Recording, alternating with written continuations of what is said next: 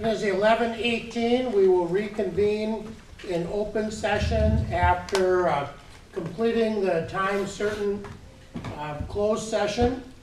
At this time, I'd ask Mr. Meyer, city or county administrator, with any comments or recommendations throughout the closed session.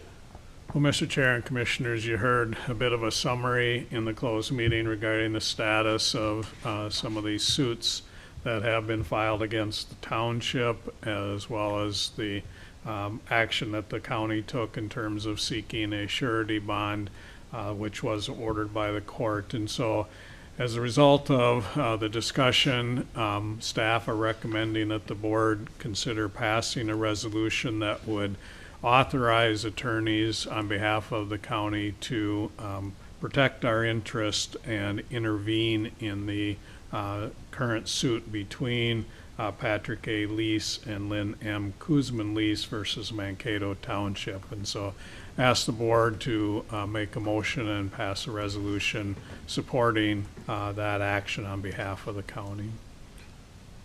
So moved. Okay, Second. we have a motion and a second. Discussion. Any questions or comments, Mr. Chair?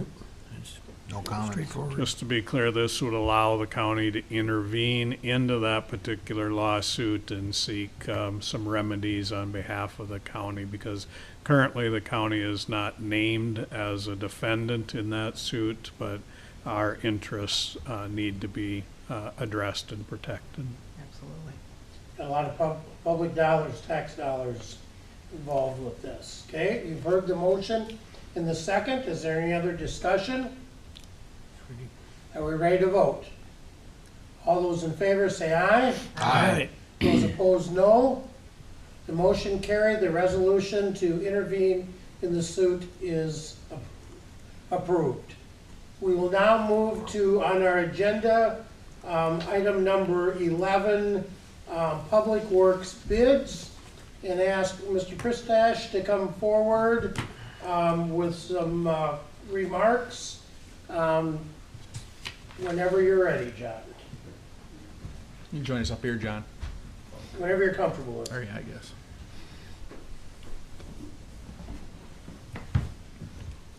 Well, thank you, commissioners and staff, for having me this morning.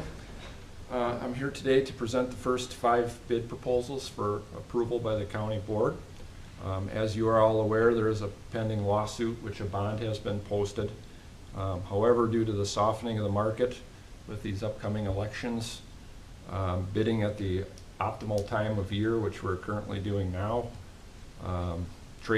contract negotiations that are scheduled for next spring, and a lot of work that's happening in the surrounding community, and particularly in Rochester with Mayo Unbound, that we don't believe that the bond will cover your interests financially by delaying this process. So I would ask that you consider approving the following bids contingent upon permits being issued for the project, and we'll go through the results of each, but it would be for the earthwork and utilities, the precast concrete, the salt and sand storage facility, testing and inspection services, and building commissioning. So, Mr. Chair, I might just kind of echo what Mr. Pristash is saying. You know, we submitted information to the court that was higher than the $1.2 million bond that was ultimately approved by the courts. Just given sort of movement in the market, even in the recent weeks, we are concerned that that level of bond will be insufficient if we are delayed, and so that's why staff are bringing forward this recommendation to consider these bids at this time. I would just ask, I'm not as familiar with the Rochester project and stuff, but that could involve same contractors, or, I mean, certainly there's going to be a lot of work being done there as well, correct? yeah, it's a $5 billion project, and so you know, maybe there's just a lot of impact of just tradespeople in the marketplace. So you know, a lot of the same firms may not be working directly on your project. However, those larger companies that might be working on the Mayo Unbound are also trying to recruit and it kind of becomes a price war for labor to some degree is kind of what we're anticipating seeing. It's kind of an unprecedented project in the entire United States, so we're really worried about the impact that that could have on your project. So we're having a price war at the time of contract negotiations with those tradesmen. That's exactly right.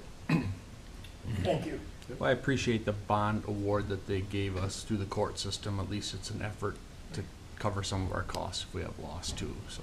You're absolutely right. We were pleased that a bond was ordered, but we continue to have some concern whether it'll be sufficient if we are delayed, a whole year, which could be the case, the way the court dates are lined up.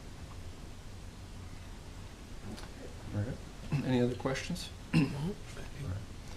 The first package is the earthwork and utility package. So bids were received on September 12th. We had very good coverage on that package. We had 7 different firms from the area that bid on the work. The recommended award is to Dirt Merchant. They are a local firm, which is great. The base bid amount of $5,060,913. The construction manager's project budget for that scope was $4,724,452. So it is slightly over budget, but we do feel like there was very good coverage, and we feel like that's kind of the going rate for the work that we're recommending to award here. I'll move approval. Second. Okay, we have a motion and a second. Discussion? And I think I Dirt would just merchant. clarify that that is contingent on permits being issued. Thank you. Okay. And I think that's important that every one of these bid packages, we have that as a Yes. condition. Correct. Dirt Merchant does a good job for us in this area. Not only are they local, we've had good experience Good with experience them. with them on Do all of we our need projects. to add the contingency on that? Yeah, we can make sure we have that in the minutes, because I believe that was your motion, Commissioner Brunder, so we'll capture that in the minutes. All right, the next pack. Any other discussion?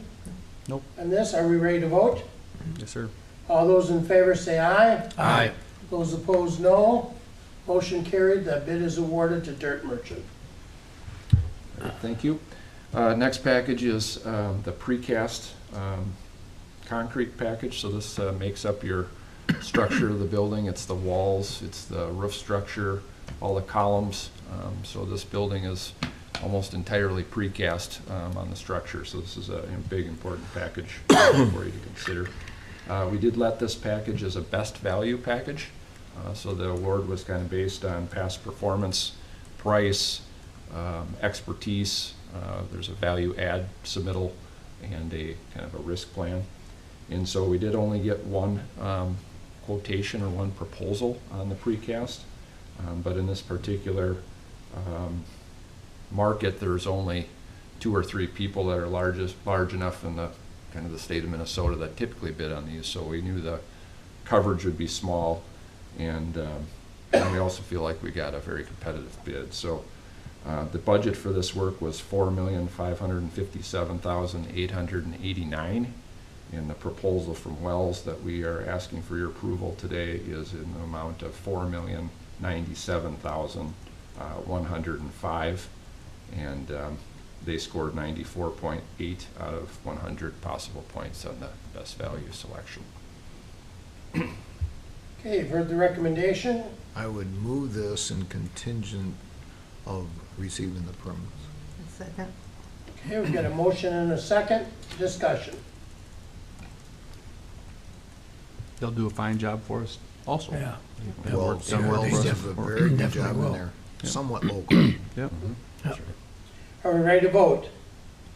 All those in favor say aye. Aye. Those opposed, no. Motion carried.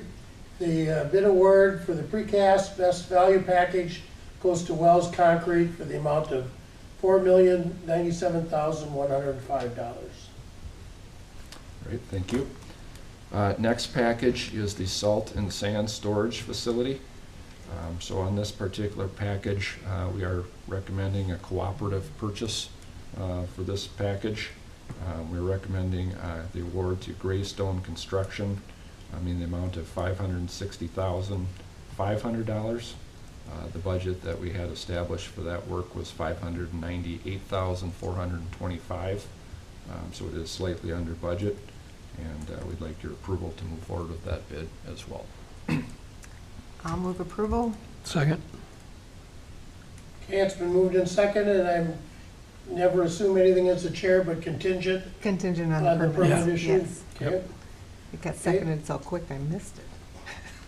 Okay, it's been properly moved in second. Discussion?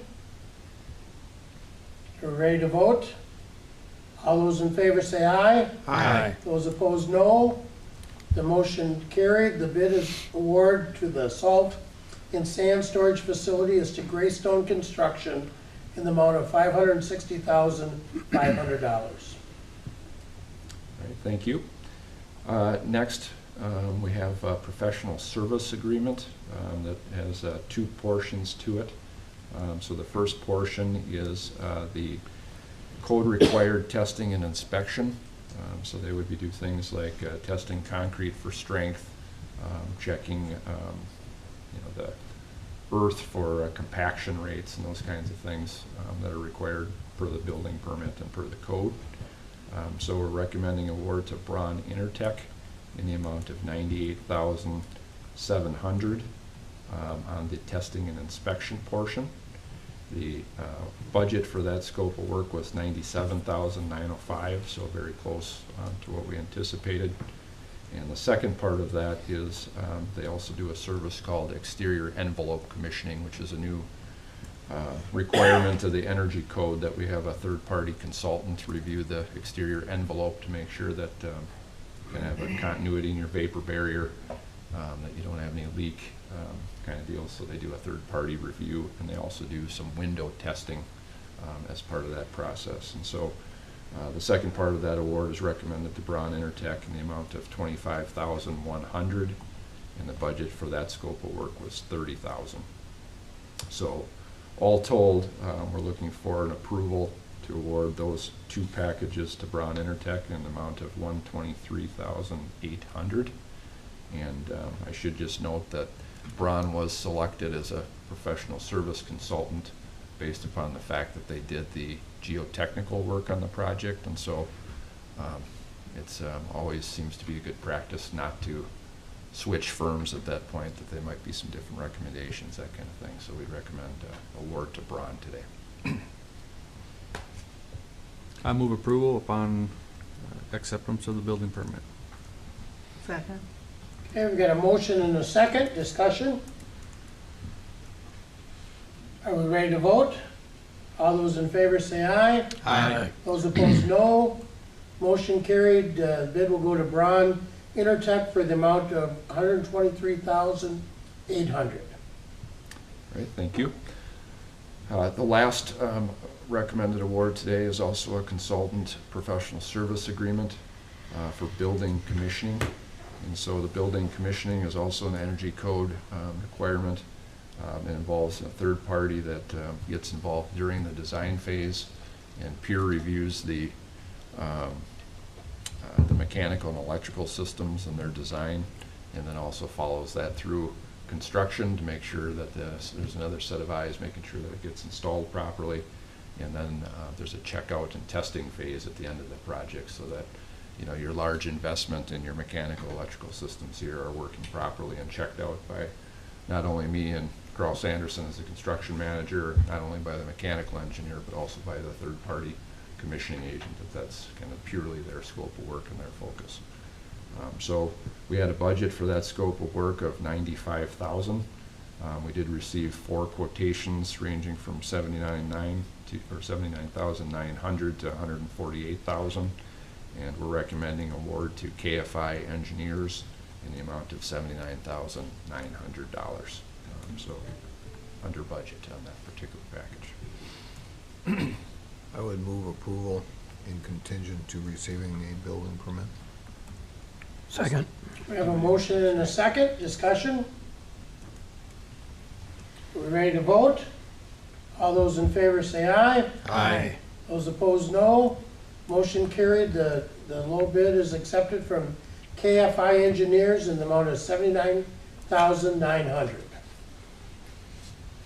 Okay, that's all I have for you today. Bert, thank you. Thanks. Thank you, John. Thank you. Thank you, John. Thanks for all your help. You bet. Thanks, John. On our agenda, we are to item number 12, tab number 13, Human Services. Mr. Clausen, would you join us, please? Good morning, Phil. Good Morning, Phil. Morning, Phil. Good to see everyone. Mr. Chair and Commissioners, I have 3 action items that I'd like to bring before the board for approval. The first of those being in the financial assistance unit, and specifically an addendum to a contract with MRCI. We have a current contract with MRCI for employment services, and you'll see in the narrative that that is primarily for Minnesota Family Investment Program, MFIP, or Diversionary Work Program, DWP, how we refer to those 2 programs. This addendum is to expand that between now and the end of the year for anyone at 200% of poverty or below. And this is a permissible service. Based on our budget and some of our unwinding efforts, we're able to expand this for a few months. It is a way to promote competitive employment in our community. There is no financial impact to this addendum, and it would be valid, as I said, through December 31st of '24 this year. Second item, yes. So let's do, these are not all really the same, kind of 3 different areas. Let's do them one at a time, if we could, just so we Sure. make sure they're adequately addressed. I'll move it. Okay, I've got a motion Second. and a second. Discussion. Are we ready to vote? All those in favor say aye. Aye. Those opposed, no. Motion carried. It is approved. Thank you, Mr. Chair. Commissioners, item number 2, Public Health. Title V Maternal and Child Block Grant that we receive is a federal and state partnership. The purpose is to improve the health and well-being of mothers and children, and it does include special health care needs with the child and helps support their family as well. This is serviced through our public health nursing staff, and the amount is $62,556 annually, which is a 4% increase over the last award. It is a 2-year grant, so double that amount. Term is October 1st of '24 through September 30th of '26. Okay, what are your wishes? I'll move approval. Second. I have a motion and a second. Discussion. Are we ready to vote? All those in favor say aye. Aye. Those opposed, no. Motion carried. It is approved. Thank you, Mr. Chair. Commissioners, last item for action under administration is an appointment for our Social Services Task Force. This is an individual volunteering to participate in the task force. Name is Kylie Camaridis, and resident of Commissioner District 2. You've heard the recommendation. Move to approve. Second. We have a motion and a second. Discussion. Are we ready to vote? All those in favor say aye. Aye. Those opposed, no. Motion carried. The Social Services Task Force appointment is made. Thank you, Mr. Chair. I'll move on to my informational and discussion items. There are 4 listed here, all being very important, but I'll move through the information fairly rapidly. If there's any questions, please stop me, and I will attend to those questions. The first area is licensing for adult foster care. These are really kind of snapshots of what we do, and licensing adult foster care, very important to the infrastructure of our community. You'll see the 6 areas that can be served through foster care: developmentally disabled, physical disabled, brain injury, chemical dependency, mental illness, and the elderly. In the boxes, you'll see that the corporate adult foster care, so any foster care that's licensed as an agency, LSS, Harry Myring, Elm Homes, different places like that, would be corporate foster care. And then you'll see a smaller section of adult foster care. That's where people take individuals into their home. So those are the 2 different kind of pictures of how we serve people in foster care. 119 corporate adult foster homes, and 398 beds for capacity. And then you'll see the smaller picture of family adult foster care and 14 beds. Right now, we do have some open beds. Often, people will serve individuals they know a little more of a specific mission with the family foster care. The next slides give a picture of trend lines, which are fairly stable. Growth in our overall bed capacity, in the number of homes and the beds for especially corporate, and a pretty flat picture with some reduction in the number of beds offered in Blue Earth County for the family foster care. Also a regional picture, just for the board's information. Corporate foster homes in Region 9, total capacity of homes is 283, and almost 1,000 beds, 958 beds that are available through corporate foster care in the region. Family adult foster care, 19 homes, and just shy of 50 beds available in that service. So maybe take just a breath there. Any questions on the foster homes on the adult side of our mission? Hearing none. Adult Protection Unit, also a very core area of our services. And I'll walk through again quickly the bullet points. 503 reports were screened in 2023. 22% were reported and screened, and then 22% of those were screened in for investigation. That number is down 8% from 2022. The staff really emphasized the complexity of some of these cases, and the amount of time per case is going up significantly. The state does have a priority on trying to screen in more cases. That is not a direct one-to-one relationship because there's criteria and other things that we process, but certainly we'll be talking about that more in the short term. Adult Protection Agency determination, 16% substantiated, and all 60% of all those substantiations were regarding financial exploitation. So either somebody that works as in a fiduciary role where they're in charge of the money, or they're not in charge of the money, but still there was an infraction and concern about financial exploitation. 38% proved to be false, and the major areas there again, financial exploitation, also caregiver neglect. 31% of the reports were proven to be inconclusive, and some of these titles, have to kind of be thought through as far as what they're trying to say, but that we really couldn't. We had facts and information to review, but we could not make a final conclusive determination in 31% of the cases, and then 15% were determined unable to be able to make a determination, and that might be because we either couldn't gather the information or there were technical reasons that we couldn't decide that they fit into one of the other categories, a lack of information. You'll see the note at the end, no determination with a case plan is another option that we're afforded now, which we certainly appreciate, in that we can say that there's no determination of maltreatment, but we can still help the person and develop a case plan. So often this is getting them into case management, kind of those situations that are complex. A self-neglect, I think, is kind of emphasized here, where somebody might not be taking care of themselves, but they're open to receiving more services so that they can be taken care of. And that's an excellent solution, a very efficient solution for us. The boxes and tables were referenced in the narrative. You'll see the reduction in the number of reports in the first table.